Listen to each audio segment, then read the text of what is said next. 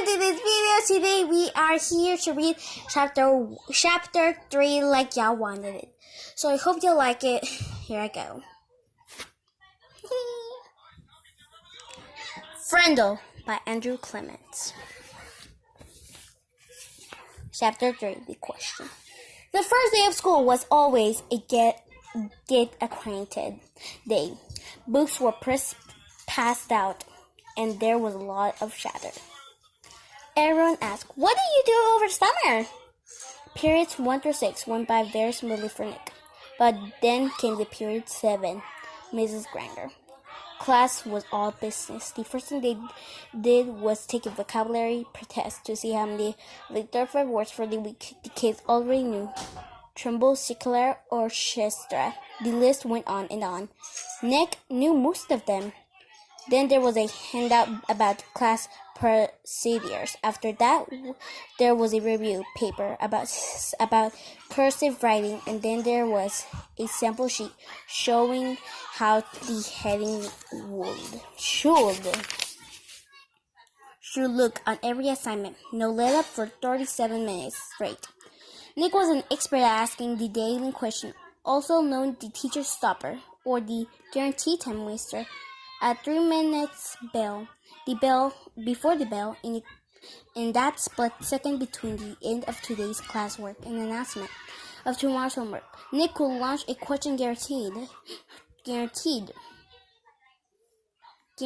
to sidetrack the teacher long enough to delay or even wipe out the homework assignment. Timing was important, but asking the right question, that was the hard part. Questions about stuff in the news, questions about the college the teacher went to, questions about the teacher's favorite book or sport or hobby. Nick knew all these tricks, and he had been very successful in the past.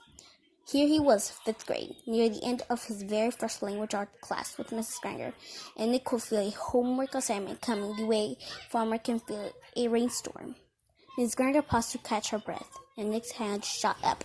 She glanced down, and her seeing sharp, and then up at him.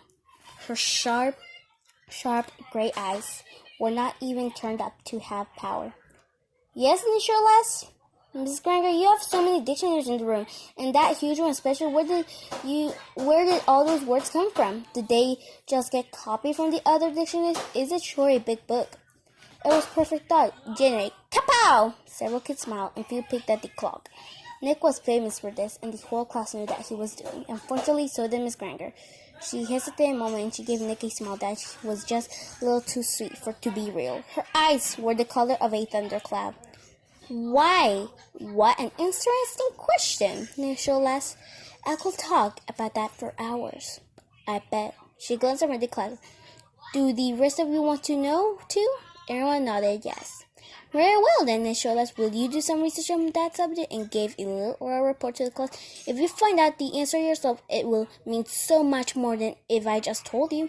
Please have a report ready for our next class."